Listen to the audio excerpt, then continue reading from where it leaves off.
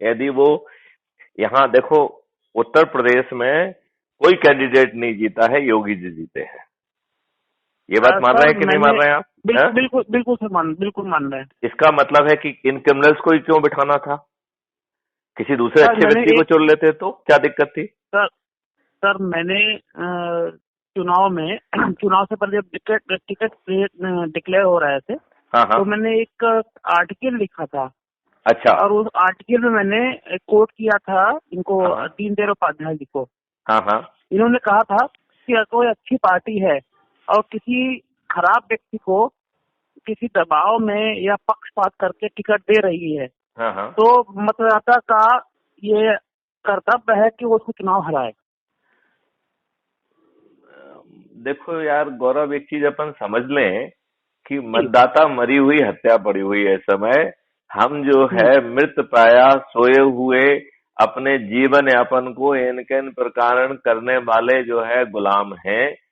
हमारी जो है इन्होंने आत्मसम्मान को भी खत्म कर दिया है, फ्री भी बांट के।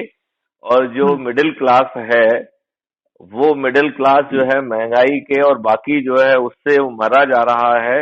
बच्चों की शिक्षा से लेके हर चीज इतनी महंगी हो गई है कि वो इन के इन प्रकार वो उसकी प्राथमिकता हो गई है। तो तो ये मरी हुई सुधार क्या जनता, कहाँ से मृत आएगा? प्राया जनता जो है, वो उसके पास विवेक कहाँ रह जाता है? ये इनको जो है जानबूझ के गरीब रख रहे हैं, ये इनको दारू बांटवा रहे हैं, गांव गांव में दारू पहुंच गई है। आई डोंट नो गौरव कितना आप समझते हैं गांव के बारे में, बट आई हेल्स फ्रॉम विलेज। तो मैं बड़ा सर मैं अथॉरिटेटिवली कह रहा हूं कि मैंने बचपन से देखा है कि हमारे गांव में स्पेशली इवन दलित का भी दामाद होगा तो उसे गांव दामाद मानते थे और उसको बड़ा सम्मान देते थे। सर मैं मतलब अभी भी गांव में ही रहता हूँ, जी। और मैं केवल 7 से 8 साल शहर में रहा हूँ। उसके बाद मुझे दिल्ली अच्छा नहीं लगा, मैं वापस गांव आ गया, और 2012 से मैं गांव में ही काम कर रहा हूँ। हाँ, तो अब आई डोंट नो आपका गांव कैसा है, वहां ये हालात है कि जी। नहीं है। लेकिन ये पॉलिटिकल दुष्टता से हमने जी। पंचायत में जो है ना पार्टी सिस्टम डाल दिया। गांव जी। गांव में पार्टी बंदी और लड़ाई झगड़े हो गए हैं। हम्म। गांव गांव में दारू पहुंच गई है। अब मुझे नहीं हम्म। मालूम है कि यूपी के आपके गांव हर का क्या जगह स्थिति है। हमारे तरफ तो ये बहुत स्थिति स्थिति है, खराब है। हमारे तरफ तो ये स्थिति है कि लोग बाग जो है दारू का पाउच और कुछ नमकीन खा रहे हैं। बहुत सारे लोग तो खाना ही नहीं खाते। सर नमक नमक चाटते हैं दारू पीने के बाद में, ये स्थिति है। तो मतलब खाने के लिए अब पैसा नहीं है, हाँ। लेकिन कुछ खाना है तो नमक चाट चाट के शराब पी जाती है। राम राम राम राम। तो उनका शरीर गल गया है। तो अब अब उनको इनसे उनको अब आराम से इनसे यदि हम ज्ञान की बातें करेंगे, कोई बिना मतलब नहीं है सर। ऊर्जा डाले, तो मुझे लगता है कि ये इनका तो विवेक ही मर जाता है ना। जो एक बिल्कुल सर। दारू की बोतल में अपना वोट दे दे, जो एक साड़ी में हम्म। अपना वोट दे दे, जो हम्म। जो है ना 1,000 रुपए का जो है एक पैकेट मिल गया उसमें वोट दे दे, ये बेसिकली उस इंडिविजुअल व्यक्ति की गलती नहीं है। ये सर एक्सप्लॉइटेशन है उसकी गरीबी का। सर हम एक यहाँ पे एक और चीज बोलेंगे। हम्म। ये तो जो आपने बताया, ये सारी चीजें इम्पैक्ट डालती हैं। उसके साथ में जो पीछे जितने भी ये आतंकवादियों के हमले हुए या जो क्राइम हुआ है उत्तर प्रदेश में, उसमें अधिकतर मुस्लिम्स का साथ है, मुस्लिमों ने एक किया है। एक एक मिनट अपन ऐसा कर, इसी बात को जरा हम दूसरे तरीके से कहें। मतलब उससे जी। कंटेंट नहीं बदलेगा, केवल कहने जी। का तरीका बदल जाएगा।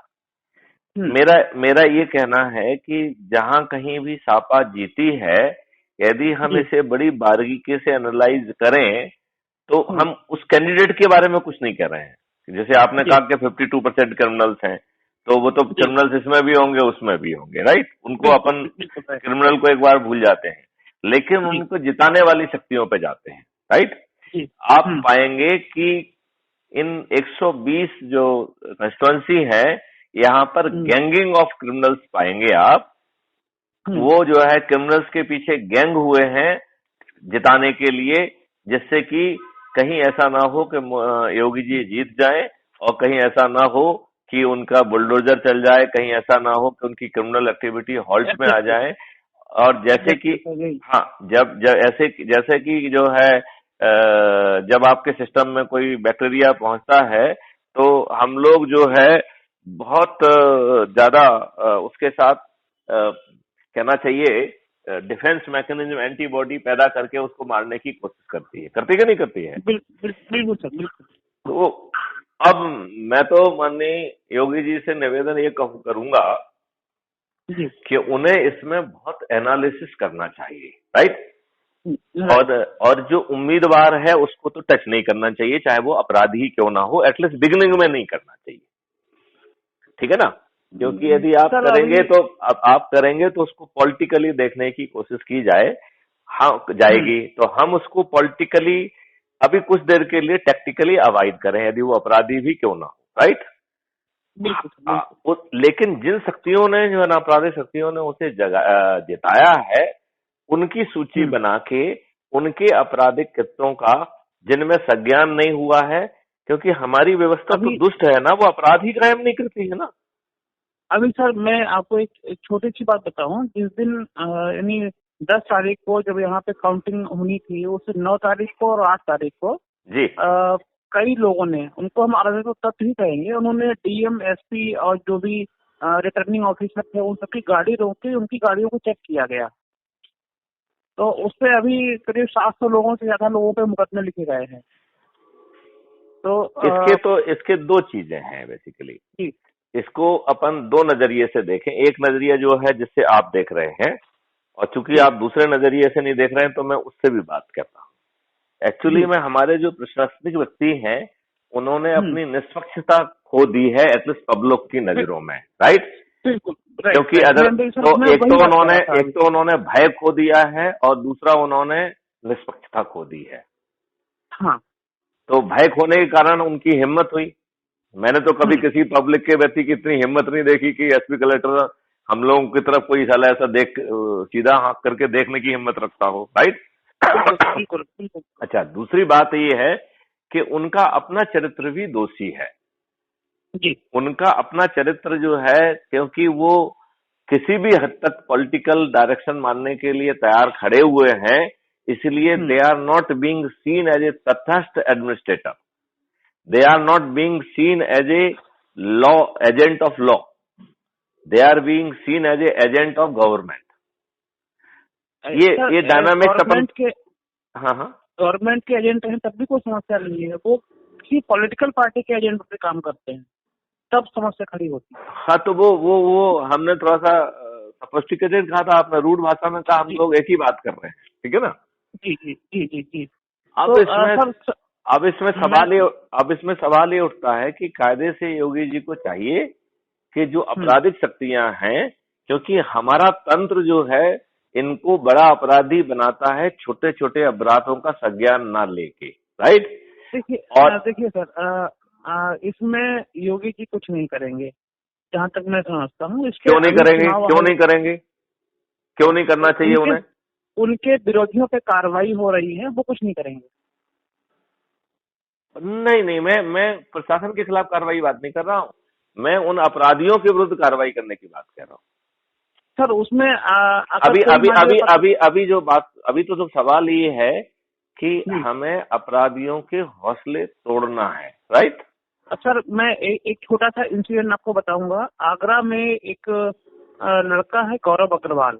उसने एक गाड़ी को डिटेक्ट किया, वो अपनी हेडलाइट को बंद करके और स्ट्रांग रूम की तरफ जा रही थी।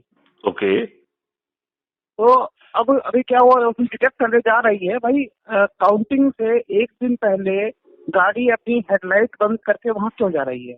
ये तो संवेदनशील मुद्दा है। तो इस पे कार्रवाई चुनाव आयोग को करनी चाहिए थी, और उल्टा हुआ क्या कि एसएसपी ने उस पत्रकार के खिलाफ एफआईआर कर दी। तो ऐसा करके पुलिस ने अपनी विश्वसनीयता ही कम की है, कोई अच्छा काम थोड़ी किया है। मैं वही कह रहा हूँ, तो जिसमें विश्वसनीयता कम की है। अभी अपन को देखो इस तरह, अभी देखो आप जो है ना थोड़ा सा विषय को कंफ्यूज कर रहे हैं। हम जहां आपको ले जाना चाह रहे हैं, हम वहां ले जाना चाह रहे हैं कि आसुरी शक्तियों की विजय हुई है, ठीक है ना?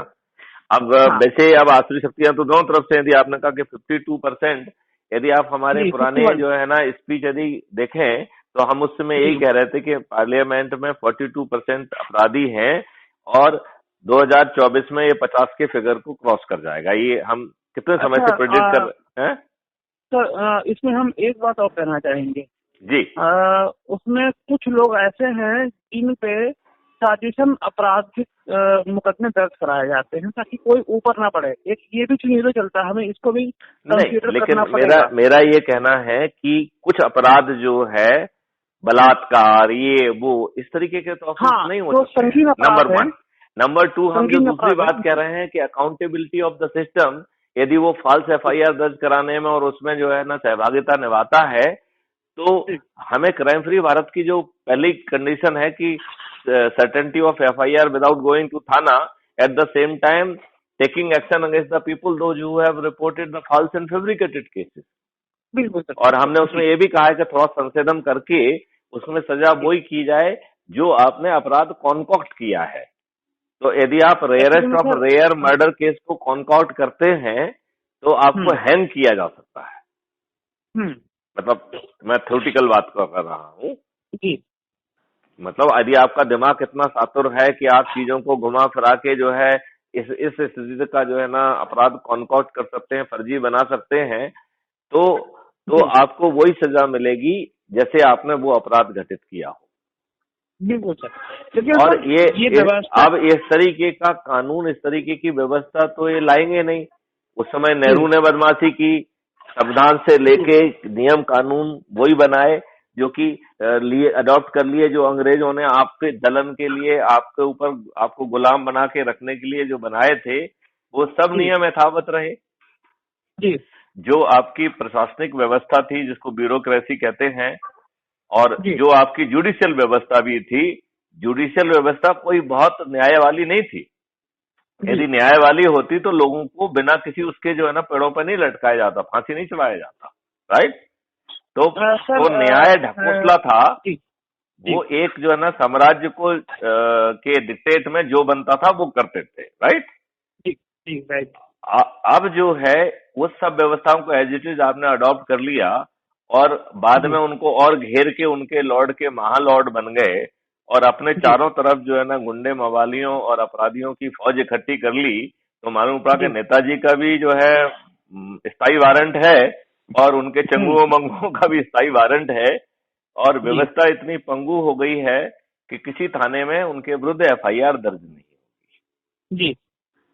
जनता के ऊपर कई प्रकरणों में तो अत्याचार होता है, वो अपना सिर पटक के मर जाती है, उसके अत्याचार की कोई सुनवाई नहीं है। जी। जब कोई जो है ना उसमें अच्छी आत्मा उनको सजेस्ट करती है कि कहाँ लफड़े में पड़े हो, नेताजी के शरणागत हो जाओ, तो वो नेताजी के शरणागत हो जाता है। तो नेताजी उसको बुला के उस दुष्ट को कहते हैं कि भाई क्यों परेशान कर रहे हो सेठ जी को। तो वो कहता है कि नहीं साहब, हमें नहीं मालूम था, अपना आदमी था, अब है, हम अब नहीं करेंगे। और ये आदमी जो है वो नेताजी का जो है भक्त बन जाता है कि नेताजी के कारण उसे जो है थोड़ी सी राहत मिल गई है। ये बताओ, ये पूरी तरह से ग्राउंड रियलिटी नहीं है क्या? सर सही बात है, रियलिटी है ये। तो इस रियलिटी में डेमोक्रेसी और बदलाव तो होना ही पड़ेगा ना, नहीं तो फिर तो आसुरी शक्तियां हैं। तो देखो मैं आपको ये बताऊं, देखो एक बार बेसिकली मैं डेलिबरेटली आपको चर्चा को एक ऐसी तरफ ले जाना चाह रहा हूं जो मैं आपसे सजेस्ट करना चाहता हूं, जो आपसे मैं चाह रहा हूं। ये फोन मैंने विशेष मकसद से लगाया है, इसलिए मैं पूरी चर्चा को, कई बार आपने देखा होगा कि आपको मैं गाइड करके कहीं ले जाने की कोशिश कर रहा हूँ। जी बिल्कुल सर, बिल्कुल। तो मेरा ऐसा मानना है कि ये आसुरी शक्तियां हो गई हैं, कोई कम आसुरी है, कोई ज्यादा आसुरी है, लेकिन सभी आसुरी हो गई, ठीक है ना। जी। और ये अपने लाभ का जो है वो कर रही हैं। तो नहीं तो 52% क्रिमिनल जो है ना खड़े किए गए हैं, तो इसका मतलब है क्योंकि ज्यादा लोग जो है भाजपा की जीते हैं, तो ज्यादा क्रिमिनल्स भाजपा ने खड़े किए होंगे। बिल्कुल सर। भाई 52% तो एवरेज हुआ ना, एवरेज। तो या तो ये है कि दूसरी तरफ वाले पूरे 120 क्रिमिनल हैं, एक चीज ये हो सकती है, राइट। तो इनकी तरफ थोड़े से कम हो जाएंगे, 60 जो है ना इनके कम होने पे भी एवरेज वही बना रहेगा, ठीक है ना।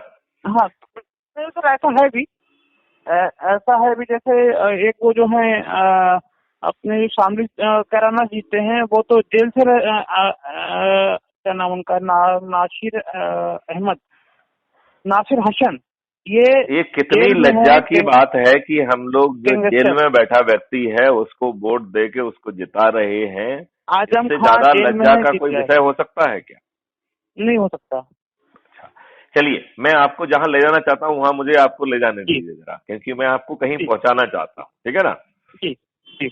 तो मैं ये कहना चाहता हूं कि ये सब आसुरी शक्तियां हैं, और हम्म, चाहे वो किसी भी नाम पार्टी का नाम ले लें, लेकिन सभी आसुरी शक्तियां हैं, राइट?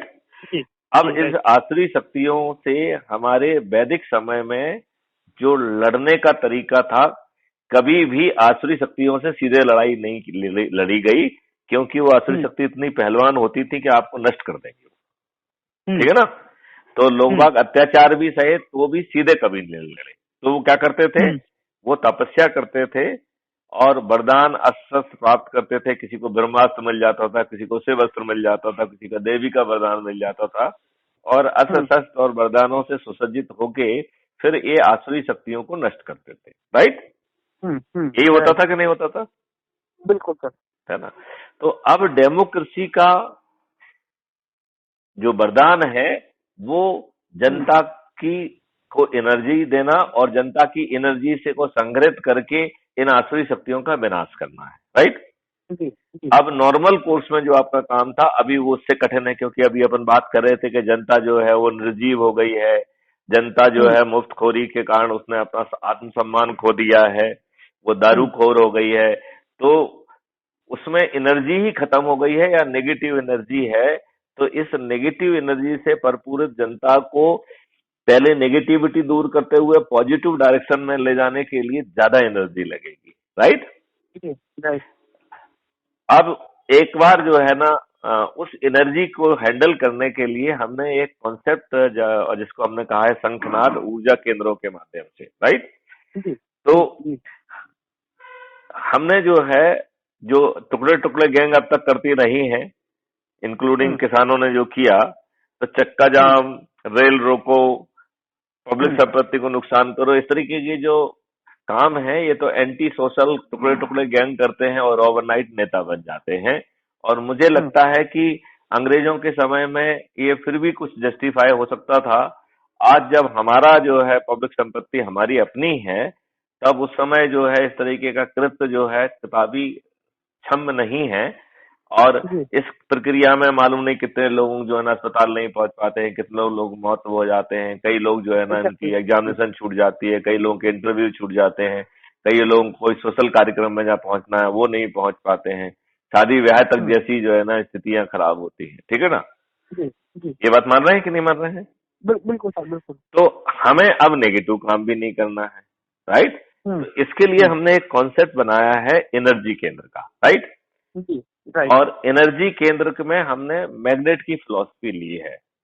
तो जी। एक चुंबक जो है अपने क्षेत्र में जितने भी लोहे के पीस होंगे जो उसके हम्म निकट आएंगे, वो अपने हम्म उनके हर पार्टिकल अपनी जगह पे रीओरिएंट होके मैग्नेट बन जाएगा, और उसमें वो ऊर्जा पैदा हो जाएगी जो ओरिजिनल मैग्नेट में है। ये बात सही है? जी। हम्म और यही स्थिति जो है ना वो मैग्नेट जो उसके बगल में होंगे उनको करेगी, वो जो वो मैग्नेट बन जाएंगे वो उनके बगल में करेंगी। मुझे लगता है कि यही जो है प्रक्रिया सर्वोचित है, नंबर वन। जी। अब इस प्रक्रिया को जमीन पे उतारने का एक हमने मॉडल तैयार किया, राइट? और उस हम्म मॉडल में जानबूझ के हमने ये रखा है कि ऊर्जा केंद्र जो है ना प्रचार केंद्र नहीं होगा। हम्म अब ऊर्जा केंद्र और प्रचार केंद्र हमने दो टर्मिनोलॉजी ले आए, राइट? जी इसका मतलब है जो ऊर्जा केंद्र है वो अपनी एनर्जी उन लोगों पे खर्च नहीं करेगा जिन्हें वह वर्षों से नहीं जानता है, राइट? जी जी। तो उसमें आप उसके प्रभाव क्षेत्र को हमने क्या कहा कि जो वो लोग जो कि उसे जानते हैं, उसके प्रभाव क्षेत्र में है, वर्षों से जो है ना उसको पर्सनली जान रहे हैं, उनके जो जी है चाहे सोशल ग्रुप हो, चाहे जो भी ग्रुप हो, चाहे नौकरी का ग्रुप हो या सामाजिक ग्रुप हो, लंबे समय से जो है उनका आपस में इंटरेक्शन है, एक ट्रस्ट है, एक विश्वास है, राइट?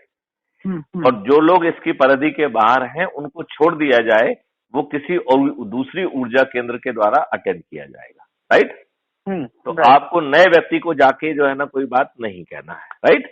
अब आपने जो आपके पहचाने हुए हैं, यदि अब आपको सबसे पहले एक संकल्प लेना है कि मैं क्राइम फ्री भारत का ऊर्जा केंद्र अपने आप को घोषित करता हूं, राइट।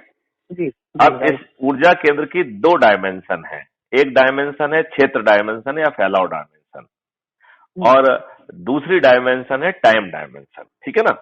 हम्म। तो जो फैलाव डायमेंशन है वो क्या कह रही है कि जो आपसे जुड़े हुए लोग हैं उनका जो फैलाव है वही आपका फैलाव माना जाएगा, राइट। जी क्योंकि राइट। आप किसी दूसरे व्यक्ति से तो बात करने के लिए कह ही नहीं रहे हो उसको, राइट। जी। उसको हम्म। आप ऊर्जा केंद्र बना रहे हैं, प्रचार केंद्र नहीं बना रहे हैं, राइट। जी और आप राइट। उससे एटलीस्ट अभी की फिलॉसफी से आप नए व्यक्ति को टच नहीं करेंगे। बाद में लोग बाग जो है आपकी बात सुन के आपके पास आएंगे तो वो आपके प्रभाव केंद्र में आए हुए माने जाएंगे, राइट। जी राइट। अब आपके मान लीजिए कि हर कोई बिजी है आज के जमाने में, आप मालूम पड़ा कि आप 10 घंटे 12 घंटे जो भी काम कर रहे हैं उसमें बहुत बिजी हैं। तो ये हम्म फिलॉसफी कह रही है कि आप जितना समय लगा रहे हैं शिद्दत से उसे यथावत वर्तमान गतिविधियों में लगाते रहिए, राइट। जी राइट। अब बचा हुआ जो समय है, जैसे जिम करिए कि आपका 12 घंटे है तो बचा हुआ समय 12 घंटे हो गया, राइट। अब सोने के लिए 6-7 घंटे हैं उनको निकाल दीजिए, और जो निकाल के अब आपने कहा कि साहब मुझे मेरे पास 4 घंटे हैं, 3 घंटे हैं, 2 घंटे हैं, राइट। तो राइट। ये फिलॉसफी कह रही है कि जितना समय आप आसानी से निकाल सकते हैं उसका आधा समय आप संकल्पित करिए। हम्म आधा समय इसलिए संकल्पित करिए जिससे कि आपका संकल्प ना टूटे, क्योंकि हम्म। एक बार संकल्प टूटेगा तो फिर आप रोज संकल्प तोड़ेंगे, बिल्कुल सर। ठीक है ना। तो यदि आप 2 घंटे हम्म निकाल सकते हैं तो 1 घंटे का संकल्प करिए। यदि आप 1 घंटा हम्म निकाल सकते हैं तो आधे घंटे का संकल्प करिए। यदि आप आधा हम्म। घंटा निकाल सकते हैं तो 15 मिनट का संकल्प करिए। यदि जी आप 15 मिनट निकाल सकते हैं तो 10 मिनट का संकल्प करिए। अब फिर 10 से कम तो हो नहीं सकता है, ठीक है ना। जी बिल्कुल ठीक है बिल्कुल ना। सर। तो इस तरीके से आपने दो कर लिए। जैसे यूं करिए, मान लो हम गौरव गुप्ता की बात करें, आप गौरव गुप्ता इतने समय से जुड़े हुए हैं, इतने सारे लोगों से काम कर रहे हैं, आपका प्रभाव क्षेत्र अपन मान लेते हैं कि से पूरा उत्तर प्रदेश है, राइट। जी जी। तो आप जो है उत्तर प्रदेश के ऊर्जा केंद्र हो गए, राइट। आप जैसे हम्म। सैकड़ों ऊर्जा केंद्र उत्तर प्रदेश में रहेंगे, इसमें वो स्ट्रिक्ट हायरार्की नहीं है, प्रभाव क्षेत्र जी वाली हायरार्की है, राइट। जी क्योंकि राइट। आपके प्रभाव क्षेत्र के बगल में जो व्यक्ति बैठा है जो आपके प्रभाव क्षेत्र में नहीं है वो किसी दूसरे प्रभाव क्षेत्र में होगा, राइट। बिल्कुल सर तो बिल्कुल। उसका ऊर्जा केंद्र भी हो सकता है राष्ट्रीय हो सकता है कि प्रदेशी हम्म। हो, वो वी डोंट नो, ठीक है ना। जी बिल्कुल। तो इस फिलॉसफी के तहत आपने आप डायमेंशन दे दी कि साहब हमारा ये क्षेत्रीय प्रभाव है उत्तर प्रदेश, और मैं 1 घंटा हम्म लगाऊंगा, राइट। हम्म। इसका आपने संकल्प ले लिया। अब जी संकल्प लेने के बाद आपको दो काम करना है। एक तो जो है ना YouTube channel crime free Bharat को सब्सक्राइब करना है, जिससे आपको जो भी संवाद मिलते हैं, आदेश मिलते हैं, हम्म वो मिलते हैं, वो मिलते रहें। क्योंकि वो सोशल मीडिया को ही अभी संवाद का तरीका रखा है। बहुत जल्दी ये हम्म। पोर्टल के माध्यम से डायरेक्ट कम्युनिकेशन भी हो जाएगा, लेकिन आज के जी समय में यूट्यूब चैनल को सब्सक्राइब करके हमें उसको करना है, ठीक है ना। जी और ठीक है दूसरा जो ठीक है, है। जैसे ही क्राइम फ्री भारत का अपना ऐप और उसका वो डेवलप हो जाएगा तो फिर जो है सदस्यता उसके माध्यम से प्राप्त करना है, ठीक है ना, जी ठीक है राइट। ठीक है। तो ये हो गया दूसरी एक्टिविटी। तो पहली एक्टिविटी थी संकल्प लेना, संकल्प के दो डायमेंशन थे, कितना उसका फैलाव होगा और दूसरा कितना समय देंगे, राइट। जी। अब दूसरा हो गया ये एक्टिविटी कि हमें क्राइम फ्री भारत मिशन के सदस्य के रूप में जुड़ना है और crime free Bharat YouTube channel को सब्सक्राइब करना है, राइट। जी अब ठीक है। तीसरी डायमेंशन है कि आप अपने जो भी आपने समय संकल्पित किया है उसे 3 भाग में बांटिए, राइट। हम्म एक है जिसका विश्वीय डायमेंशन है। तो आप चाहे गांव में जी रह रहे हो लेकिन आपसे जुड़े हुए कुछ लोग विदेशों में भी होंगे, आपके प्रभाव क्षेत्र बिल्कुल के सर। लोग, राइट। जी तो हर दिन एक आदमी अपने जो कि एनआरआई हो, यदि आपके प्रभाव क्षेत्र में है तो उससे बात करेंगे, राइट। तो अपन जितने जी। प्रभाव क्षेत्र में एनआरआई हैं, 2 4 5 6 उनकी सूची बना ले, कुछ समय बाद वो खत्म भी हो जाएगा, ठीक है ना। हम्म। फिर दूसरा हो गया होल इंडिया डायमेंशन, राइट। तो जी आपके प्रभाव क्षेत्र के कुछ लोग जो है दिल्ली में भी होंगे, कुछ आगरा में भी होंगे, कोई झांसी में भी होंगे, कोई मध्य प्रदेश भोपाल में भी होंगे, कोई बेंगलोर में होंगे, कोई दिल्ली में होंगे, कोई ना कहीं होंगे, राइट। क्योंकि आप गौशाला और ये सब चीजों की गौ रक्षा में भी लगे हुए हैं तो आपका फैलाव और भी ज्यादा होगा, ठीक है ना। जी तो जो व्यक्ति दूर का है, हर दिन 2 व्यक्तियों की अपन ने टारगेट रखा है कि उनसे बातचीत करना है और इसी प्रक्रिया के तहत संकल्पित करके उन्हें ऊर्जा केंद्र घोषित करना है। क्लियर? ठीक है, क्लियर। अब तीसरा है स्थानीय डायमेंशन, जिसको हमने प्रभाव क्षेत्र पहले शुरू में कहा था, राइट? तो उस प्रभाव क्षेत्र में एक एक वीक का अपन बना लें कि आज हम कहाँ बैठेंगे। It is the face to face संगोष्ठी, फेस टू फेस इंटरेक्शन, और जो आपके प्रभाव के क्षेत्र के लोग हैं उनके हिसाब से टाइम और समय तय करके और उनसे बातचीत करना है, राइट? और बातचीत के दौरान क्या करना है कि जो ऑडियो वीडियो जिन चीजों से आपको ऊर्जा मिली है उसको वहां पे चलाइए, और इसके बाद फिर उनको जो ना उस एनर्जी को ट्रांसफर करते हुए उनको भी संकल्प दिला के जो प्रक्रिया अभी तक आपने की वही प्रक्रिया वहां करना है, ठीक है ना? ठीक है। और इस प्रक्रिया का जो है एक वीडियो भी बनाना है, और जिन जिन को आप जोड़ते जाएं तो वो ऊर्जा केंद्र, सीएफबी ऊर्जा केंद्र गौरव और करके उसको जो है ना आपने उनके जितनों को आप एनर्जी देते जाएंगे उनको जोड़ते जाएंगे। अब ये परिचितों का नहीं है, ये ऊर्जा केंद्रों का जो है ना व्हाट्सएप ग्रुप है, राइट? जी, ठीक है। क्लियर? और कोशिश की जाए कि उसमें जो ऊर्जा देने वाला है उसका इंटरव्यू, कुछ लोगों ने जो उसकी प्रक्रिया का भी फोटो वो हो जाए वीडियोग्राफ, और एक आधे दो इंटरव्यू भी कर लिए जाए कि आप कैसा लग रहे हैं, आपको क्या लग रहा है, आपको समझ में आ गया कि नहीं आ गया है। तो उससे क्या रहेगा कि और वो जो है ना उसी व्हाट्सएप ग्रुप में लोड कर दिया जाए तो लोग आप उसको समझ पाएंगे, ठीक है ना? जी बिल्कुल सर। और उसमें जो है आप हमको भी जो है ना जोड़ लीजिए, जो जिस माध्यम से ऊर्जा केंद्र विकसित हो रहे हैं उसे रिवर्स में जितने भी लोग होंगे उनको जोड़ते जाइए और उनको एडमिन बना दीजिए। हम जो है या नीचे का जो भी ऊर्जा केंद्र होगा वो उसमें एक टेक्निकल आदमी डाल देगा जिसका काम रहेगा कि उन वीडियो को उठा के क्राइम फ्री भारत यूट्यूब पे चला डाल दे, जिससे दूसरे लोगों को और एनर्जी मिले, राइट? ठीक है। ये कॉन्सेप्ट है, और इस कॉन्सेप्ट से आप ये पाएंगे कि यदि हम बहुत शिद्दत के साथ इसे करेंगे तो 2 या 3 महीने में हम 10, 20, 50 और 100 करोड़ तक आसानी से पहुंच जाएंगे। जी, ये बात आप मानते हैं कि नहीं?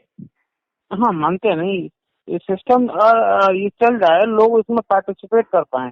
नहीं, तो आप वो इसलिए पार्टिसिपेट करेगा करेंगे क्योंकि आप किसी नए व्यक्ति के पास नहीं जा रहे हो ना। जिस व्यक्ति को आप में आस्था है वो तो मानेगा ना आपकी बात। वो तो और यदि वो उस बात की जस्ट मिनट, यदि वो उस बात की एनर्जी और सार्थकता महसूस कर पा रहा है और वो कष्ट में है, उसके पैर में बमाई फिटी हुई है, और इसके माध्यम से यदि हमने उसे आशा जगा दी तो वो क्यों नहीं मानेगा? हाँ, अच्छा, लेकिन जो नहीं मानेगा उसे अपन देखिए हाँ। अच्छा, ये अब हम इसको दूसरे ढंग से देखने की कोशिश करें। आप मैग्नेट हैं और कोई दूसरी धातु आ जाती है या इनर्ट मटेरियल आ जाता तो वो चुंबक बनेगा कि नहीं बनेगा? नहीं बनेगा। नहीं बनेगा। तो आप उसको इनर्ट मटेरियल मान के रिजेक्ट कर दो। नहीं समझे ना भाई? आपके प्रभाव क्षेत्र में यदि कोई ऐसा व्यक्ति आता है जो कि इनर्ट मटेरियल है तो उसे इग्नोर कर दीजिए आप। मतलब आपने एनर्जी देने की कोशिश की, वो उससे चार्ज नहीं हुआ तो उसको इग्नोर कर दीजिए। अच्छा, वो चीज में यदि उसमें कुछ दम होगी तो बाद में एनर्जाइज हो जाएगा दूसरों को देख के, नंबर 1। या हो सकता है किसी दूसरे के प्रभाव क्षेत्र में जो है ना वो ज्यादा आसानी से चार्ज हो जाए, राइट? तो अपन इसको भाई अब आप 10 करोड़ से 100 करोड़ कह रहे हैं तो 90 करोड़ का फासला है, राइट? तो ये गैप चलने दो, उसमें क्या दिक्कत है, ठीक है ना? हाँ बिल्कुल। अब आप ये कहेंगे कि साहब इस कवायद से फायदा क्या निकलेगा? ये क्वेश्चन तो पूछना ही चाहिए ना, अल्टीमेटली हम ये सब क्यों कर रहे हैं? नहीं सर, मुझे इससे क्या होगा कि लोगों का स्वाभिमान जगेगा। एनर्जी से ये पॉजिटिव वो होगी, एनर्जी है वो उनके जीवन में सकारात्मक बदलाव लाएगी, ये डेफिनेटली तय है। ओके, नहीं, अब हमारी स्ट्रेटेजी में जो है ना हम एनर्जी क्यों बना रहे हैं, उससे आदमी को इमीडिएटली क्या फायदा मिलेगा ये तो आप समझना चाहेंगे ना? जी बिल्कुल। हाँ, तो इसमें जो है ये बेसिकली एनर्जी के माध्यम से हम उसको एनर्जी नहीं दे रहे हैं, उसकी एनर्जी को संग्रहित करके वो एनर्जी हमारे पास आ रही है, ठीक है ना? 100 करोड़ लोग की यदि ऊर्जा केंद्र बन गए तो 100 करोड़ लोग आपके ऊर्जा केंद्र बने ना, तो 100 करोड़ लोगों की ऊर्जा आपके साथ जुड़ गई ना, ठीक है ना? अब इनके माध्यम से हमें रामायण की वह चारपाई को जमीन पे उतारना है जिसमें कहा गया है कि विनय न मानत जलद जड़ गए 3 दिन बीत, बोले राम सकोप बस भय बिन होए न प्रीत, राइट? तो इसमें 3 एलिमेंट हैं इस पूरी चौपाई में। पहला एलिमेंट है अनुनय, विनय और प्रार्थना का, ठीक है ना। दूसरा एलिमेंट है विवश करने का। तो जो भगवान राम ने अपना तीर निकाल के तरकस पे चढ़ाया, वो विवश करने वाली स्थिति है, अभी तक विनाश नहीं हुआ, राइट। और यदि वो समुद्र पैदा होके तरीका नहीं बताता तो उसे नष्ट भी कर देते ना, कर देते कि नहीं कर देते। बिल्कुल। तो यही तीनों जो है चीजें इसमें भी है कि हम अनुनय विनय करेंगे, लोगों से कहेंगे कि साहब देखिए दिस इज द चार्टर, आपने देखा हम क्या चाह रहे हैं सरकार से, ये पूरा कोडिफाई करके हमने सब लोगों से शेयर किया है, राइट। जिसमें हमने कहा है कि पार्टी विहीन प्रजातंत्र चाहिए, खर्च विहीन चुनाव व्यवस्था चाहिए जिसमें सभी लोग पार्टिसिपेट कर पाएंगे, उसमें वो लोग भी पार्टिसिपेट कर पाएंगे जो किसी कारण से दूसरी जगह पे हैं, तो उन्हें कोई पोस्टल वोटिंग नहीं करना पड़ेगी, एप्स के माध्यम से वोटिंग हो जाएगी। इसमें कोई भी गड़बड़ी करने वाला है वो संज्ञेय अपराध होगा, और सिस्टम में ऐसी व्यवस्था होगी कि वो गड़बड़ी करेगा तो साला जेल जाएगा, ठीक है ना। तो वो फुल प्रूफ व्यवस्था बनाना पड़ेगी जिससे कोई भी उसका दुरुपयोग ना कर पाए, राइट। एक ये पहली हो गई है। फिर हम जो नेक्स्ट है कि हम जो है पेपर करेंसी फ्री भारत बनाएंगे। यदि पेपर करेंसी फ्री भारत की दिशा में अभी माननीय मोदी जी ने एक कदम चल दिया है जिसमें फीचर फोन पे भी लाया है, तो जो बेसिक फोन पे है अब उसके माध्यम से भी मनी का ट्रांजैक्शन हो सकता है। और इसलिए हमने कहा है कि 5 निशान हर भारतीय के होंगे, मतलब हर भारतीय जो जन्म लेगा, चाहे हम उसको फिजिकली ना दें लेकिन अलॉट तो पहले ही दिन कर देंगे पैदा होते ही, उसको आधार नंबर, उसको जो है उसका bank account and pan number, उसको जो है ना debit card and credit card, right, और उसका मोबाइल नंबर। तो ये सब चीजें जो है उसको जन्म लेते ही मिल जाएंगी, चाहे फिजिकली हम उसको थोड़े देर बाद दें, राइट। जैसे बच्चा है वो शुरू में ही थोड़ी अपना फोन हैंडल करेगा, राइट। तो चीजें अपन उनको अप्रोप्रिएट स्टेज पे दे दें, लेकिन जैसे आपका जन्म प्रमाण पत्र बनता है उसी के साथ ये 5 चीजें होना चाहिए और ये परमानेंट होना चाहिए। और फिर बैक एंड पे हम जो है digital Chitragupta with the right to privacy वो क्रिएट करेंगे, ठीक है ना। और हमें साइबर क्राइम फ्री भारत, जिसके हम बहुत बड़ा वीडियो साथ में लेके आ रहे हैं, बहुत आसानी से क्रिएट किया जा सकता है। साइबर क्राइम आज इसलिए हो रहा है क्योंकि हमारी व्यवस्था लचर है, राइट। तो साइबर क्राइम फ्री भारत इसलिए करना है जिससे कि जब हम डिजिटल करेंसी से हैंडल करें तो कोई मक्कारी बदमाशी ना कर पाए, ठीक है ना। जब लोगों के दिमाग में कोई भय नहीं होना चाहिए, वो निर्भय होकर डिजिटल करेंसी का यूज करें। अब यदि आपने पेपर करेंसी को खत्म कर दिया तो आपकी कितनी समस्याएं खत्म हो रही हैं। टेररिज्म के लिए जो पैसा आ रहा है वो सूख जाएगा, भ्रष्टाचार खत्म हो गया, ड्रग माफिया के लिए जो पैसा जा रहा है वो सूख जाएगा, नक्सल्स के लिए जो पैसा जा रहा है वो सूख जाएगा, हवाला से जो पैसा आ रहा है वो सूख जाएगा, जो टुकड़े टुकड़े गैंगों को विदेशों से पैसा आ रहा है वो सूख जाएगा, फंडिंग है, FCRA फंडिंग है, हवाला फंडिंग है, मतलब जितनी भी नेगेटिविटी वाली फंडिंग है वो सब सूख जाएगी कि नहीं सूख जाएगी। बिल्कुल सर। तो हमें इसको हम अभी से डिक्लेयर कर दें कि हम जो है ना इस तारीख को जो है पूर्णतया डिजिटल हो जाएंगे, करेंसी पूर्णतया जो है वो विलुप्त हो जाएगी, तो अपने अपने बैंक में जमा कर लीजिए, इतने समय में प्रैक्टिस करना चालू कर दीजिए जिससे कि कोई गड़बड़ी हो तो वो हो जाए। और 6 महीने का गैप रखें, 6 महीने में पहले अपन साइबर क्राइम फ्री भारत कर लेंगे, बचे हुए 1 साल में प्रैक्टिस करके लोग जब बिल्कुल ठीक हो जाएंगे तब उनको डिजिटल करेंसी 0 कर दी जाएगी। फिर हमें टैक्स फ्री भारत लाना है। तो टैक्स फ्री भारत के बावजूद भी डेवलपमेंट के लिए 10 गुना और 50 गुना पैसा भी पैदा करेगा वो, राइट। तो उसमें कॉन्सेप्ट क्या रहेगा कि किसी तरीके का कोई टैक्स नहीं रहेगा, केवल आपसे एक ट्रांजैक्शन फीस ली जाएगी, राइट। अब अज्यूम करिए कि आपने 10,000 रुपए ट्रांसफर किए और दिन भर है, हेलो, तो हमारी करेंसी जो है वो डिजिटलाइज हो गई। हाँ। तो ट्रांसफर हो पता है कितने हो रहे हैं, तो उसी ट्रांसफर में पैसे आ जाएंगे सरकार के पास। इसमें ट्रांजैक्शन फीस रहेगी, तो जैसे आपने 10,000 ट्रांसफर किए तो 2% कट के वो सरकार के पास पहुंच गए, ठीक है ना। अब अज्यूम करिए दिन भर ने उसने 50 हैंड यदि पार किए, क्योंकि मनी तो बहुत फास्ट मूव करेगी ना, हमारे पास पैसा आया तो हम कहीं दूसरे का यूज करेंगे, उसके पास पहुंचा तो वो तीसरे के यूज करेगा, उसके पास पहुंचा तो चौथे के लिए यूज करेगा। तो 2-2 हम्म, परसेंट के हिसाब से सरकार के पास शाम तक 100% पैसा पहुंच गया कि नहीं पहुंच गया? बिल्कुल नहीं हुआ। तो आप इस बात से मेरे ख्याल से सहमत होंगे कि जो हम पैसा डेवलपमेंट के लिए आज पैदा कर पा रहे हैं, इससे 10 गुना क्या, मुझे तो और ज्यादा गुना पैसा समझ में आ रहा है उसमें, ठीक है ना? और जी फिर क्राइम फ्री भारत भी जो है ना 4-5 गुना तो जो है ना क्राइम फ्री भारत ही जो है ना पैसा दे देगा। तो जी डेवलपमेंट में पैसा की प्रॉब्लम नहीं होगी। जब टैक्स नहीं होगा तो लोग आप महंगाई की मार से भी बचेंगे। और जो अब आज आप जो है ना कर चोरी और इस नाम से सामने वाले को जलील करते हो और उसके बेइज्जत करते हो, तो वो ना जलील होगा ना बेइज्जत होगा। 75 रुपये बनिया, इससे बहुत बनिया इंडस्ट्रियलिस्ट ये सब लोग जो है बड़े लाभान्वित होंगे। होंगे कि नहीं होंगे? बिल्कुल सर होंगे। आप मान रहे हैं ना? तो यदि जी आपके पास बिल्कुल। डेवलपमेंट के लिए पैसा है, तो आप टैक्स क्यों लगाना चाहते हैं? हमें चोर साबित करने के लिए, जिससे कि इन्फोर्समेंट बिल्कुल डायरेक्टरेट रेड करे, सीबीआई रेड करे, इनकम टैक्स रेड करे, कस्टम एंड एक्साइज रेड करे, इसलिए किया है क्या आपने? बिल्कुल सर।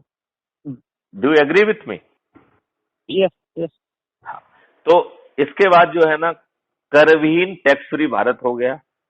फिर हम जहर विहीन कृषि, life chemical free life style, जिससे सीवेज जो है हमारा मैनुअर और बायो एनर्जी का सोर्स बन जाएगा। हमारा ऐसा कोई प्रोडक्ट ही नहीं होगा जो हमारे लिए ग्रेट सोर्स ना बन जाए।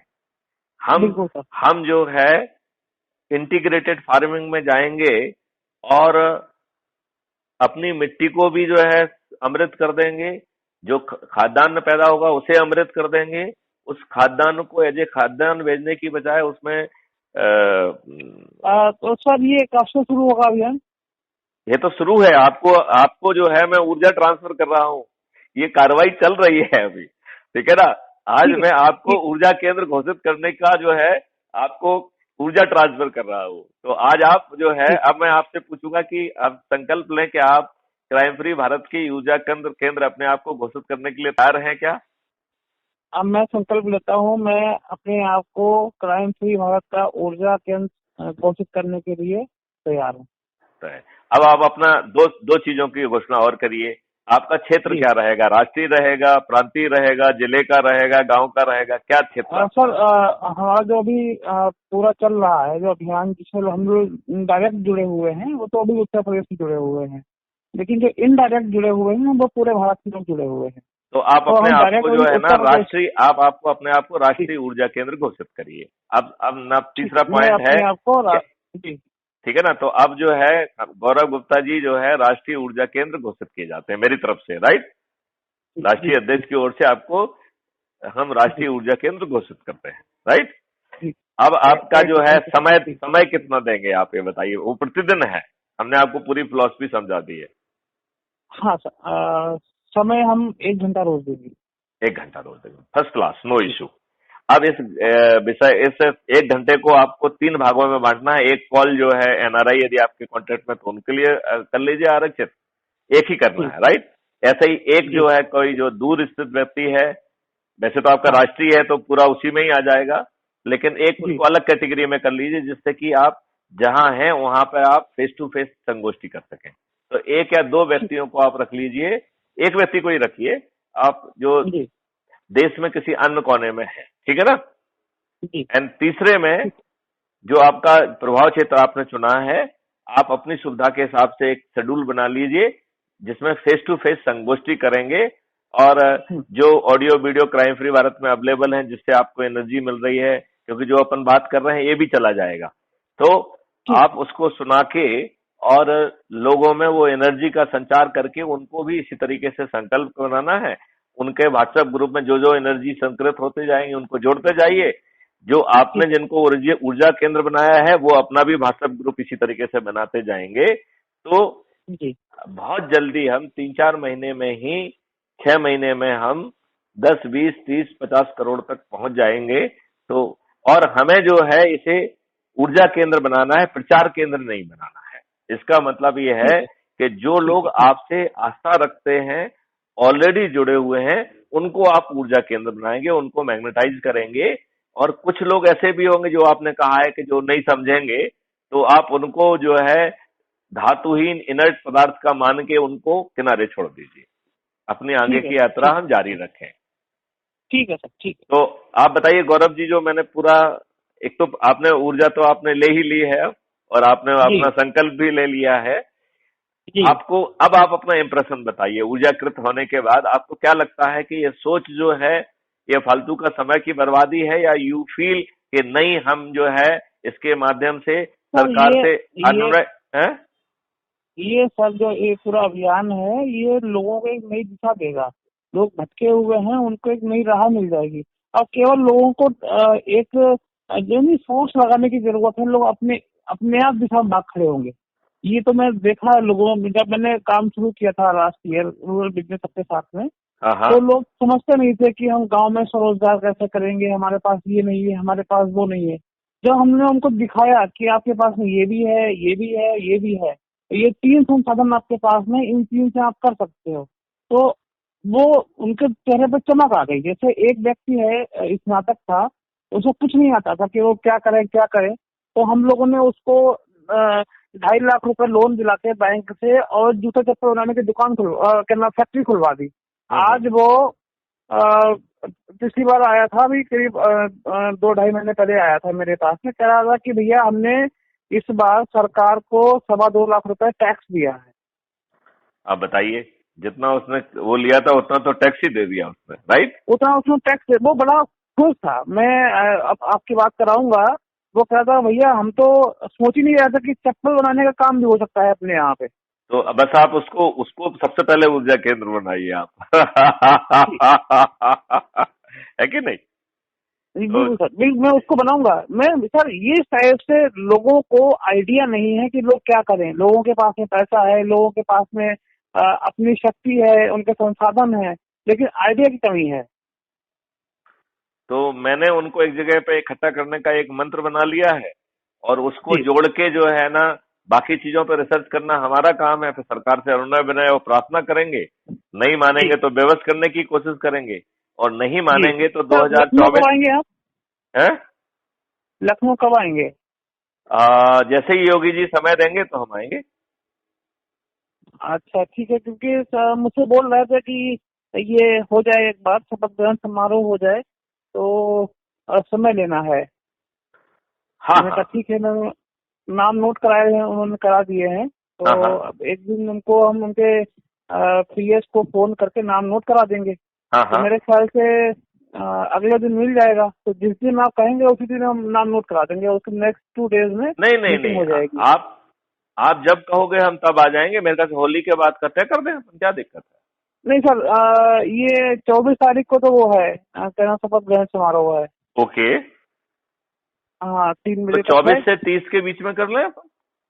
हाँ ठीक रहेगा, ठीक रहेगा। कोई कोई दिक्कत नहीं है। और कहीं का यदि हमारा तो प्रोग्राम भी होगा तो आप उसको भी कैंसिल भोपाल करके में आएंगे। है कि आप भी भोपाल में है कि इधर झांसी में है? झांसी में है? मैं भोपाल में हूँ। भोपाल में है, तो मेरे ख्याल से 2 घंटे की फ्लाइट है भोपाल से लखनऊ के लिए। अरे कोई इशू नहीं है, मैं पहुंच जाऊंगा। ठीक है सर, ठीक मैं आजकल रेल यात्रा ज्यादा पसंद करता हूँ, आराम से है। पढ़ते जी लिखते चला जाता हूँ। तो मुझे जी जो जी। है ना वो एयरपोर्ट में वेट करने की बजाय, मैं चूंकि इतने समय डीजी रेलवे भी रहा हूँ, तो मुझे रेल जी यात्रा इस समय बहुत त्रास आ रही है। ठीक है सर, ठीक तो है, मैं ठीक जनरली है। हवाई यात्रा को अवॉइड करता हूँ।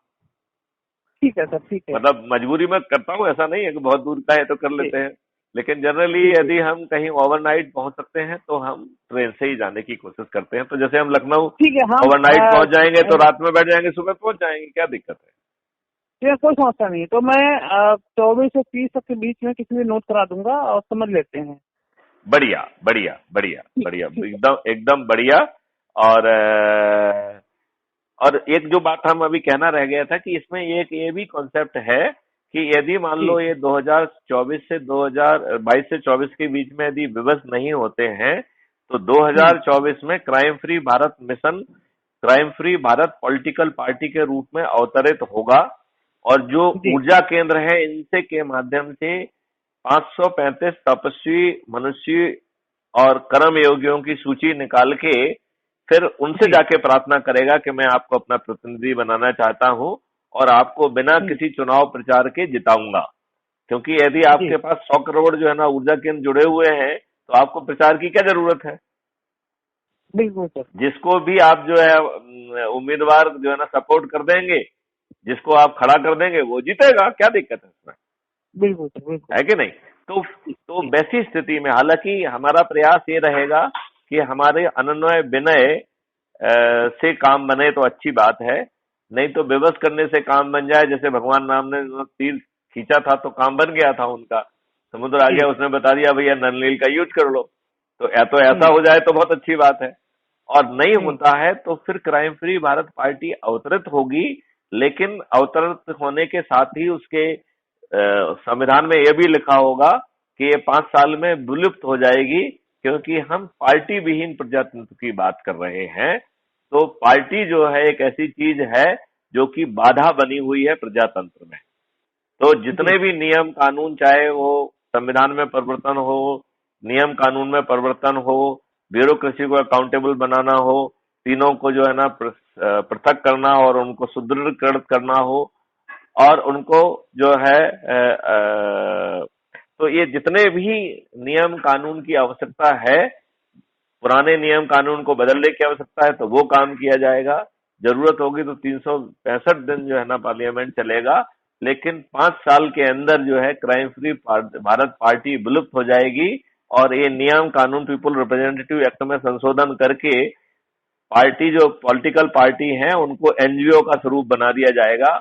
और जैसे ही जो है वो फिलॉसफी लाएं, ड्राफ्ट मॉडल कानून बनाएं, वो जो कुछ भी सलाह देना चाहते वो दें, तो वो मॉरल जो है ना डेवलप करें। लेकिन उनके पास ना पॉलिटिकल व्हिप होगी, और जैसे ही जी, चुनाव घोषणा होता है पॉलिटिकल पार्टी सुप्त हो जाएंगी, वो किसी का जी, चुनाव प्रचार नहीं कर पाएंगी। यदि वो चुनाव प्रचार करेंगी तो वो एक संज्ञेय अपराध होगा, मिनिमम 7 साल की सजा होगी। ऐसे हुँ, ऐसी व्यवस्था के साथ जो है ना नियम कानून बनाए जाएंगे, तो मेरे ख्याल से आप इस बात से भी सहमत होंगे कि क्राइम फ्री भारत पार्टी को 5 साल के बाद पूर्णतया विलुप्त हो जाना चाहिए, और तब तक वो सभी चीजों को, जो भी बदलाव की चीजें हैं, उनको 5 साल के अंदर हासिल करे और फिर विलुप्त हो जाए। तो आप पूरी बात से जी। सहमत है। हाँ, नहीं इससे तो सहमत हूँ, लेकिन सर ये जो कॉन्सेप्ट है ये अरविंद केजरीवाल ने भी रखा था कि नहीं नहीं, हमको किसी ने नहीं, ऊर्जा केंद्र का प्रोग्राम किसी ने नहीं रखा। नहीं, ऊर्जा केंद्र की बात और नहीं वो कर रहा तो हूँ दुष्ट आदमी था, ये बताइए, वो लोकपाल का कॉन्सेप्ट लेके आया, लोकपाल बन मैं। गया हाँ, है। 3 साल 2019 से लोकपाल अपनी जगह पे बैठे हैं। मैं जितने लोगों से बात करता हूँ, लोग तो मुझे लोकपाल का नाम भी नहीं बता पाते हैं। तो अब आप सर बताइए कि लोकपाल लोकपाल में की क्या व्यवस्था थी। आप कह रहे थे कि इससे भ्रष्टाचार मुक्त हो जाएगा, पूछा जाए उससे दुष्ट से कि क्यों भ्रष्टाचार मुक्त नहीं हुआ, आपने क्यों देश को सर गुमराह किया था। लोकपाल तो केजरीवाल तो एक लो फ्रॉड आदमी है। हाँ। देखो उसने जो है ना हर जगह पे दारू की दुकानें खोल दी हैं। पंजाब में हुँ, देखो उसने कितनी जगह पे एंटी नेशनल बातें कही हैं। हुँ। यदि वो जो है ना अलगाववादी शक्तियों से मिल गया है तो फिर तो वो देशद्रोही कहलाएगा। ये हमारे लिए नहीं, वो विडंबना तो का जीत विषय का है है कि ना। हमने जो कानून बनाया है उसमें इस तरीके के प्रावधान नहीं दिए कि कौन से जो है ना कृत्य जो है ना पॉलिटिकल पार्टी के अपराध होना चाहिए। हुँ, हमने उसमें जो है ना कोई इंटरनल डेमोक्रेसी और इस तरीके के भी कॉन्सेप्ट नहीं रखे हैं। तो ये सब चीजें तो नेहरू जी ने दुष्टतापूर्वक बनाई थी अपने लाभ के लिए। और उनके पास जो है ना हिंदुओं का बहुत ज्यादा सपोर्ट ना होने के बावजूद भी वो व्यक्ति अपनी इन छदम चालों के साथ। अब आप ये बताइए, आप उत्तर प्रदेश के हैं, मैं भी उत्तर प्रदेश का हूं, आप ये मुझे जी, बताइए कि सेशन के पहले चुनाव की कितनी बुरी स्थिति थी। बिल्कुल बूथ सर। कैप्चरिंग के लिए जो है ना कांग्रेस जो है ना टुकड़ियां बनाया करती थी। हुँ, बहुत सारे गांव जो उनके फेवर के नहीं होते थे, उन्हें जो है ना वोटिंग करने के लिए गांव से नहीं निकलने देते थे। बिल्कुल, उन बिल्कुल सबके सर। फर्जी वोट डाले जाते थे। करते होता था कि नहीं होता हुँ, था। बिल्कुल सर। तो फिर ये कोई डेमोक्रेटिक व्यक्ति थे? ये तो बदमाश व्यक्ति थे। डेमोक्रेटिक व्यक्ति हुँ, तो ये सब काम नहीं करता है। जी, डेमोक्रेटिक व्यक्ति तो जो है ना लुपचुप जो है ना आर्टिकल 35 ये नहीं लाता है। यदि उसके हुँ, तर्क में दम होती तो वो कैबिनेट में चर्चा करता, पार्लियामेंट से अनुमोदित कराता उसको। हुँ, उसने दुष्टतापूर्वक असंवैधानिक तरीके से कैसे जो है आर्टिकल 35 एक संविधान में डाला, और हमारी कैसी व्यवस्था है कि उसने जो है ना इसे डाइजेस्ट कर लिया। किसी ने नहीं कहा कि यह असंवैधानिक है।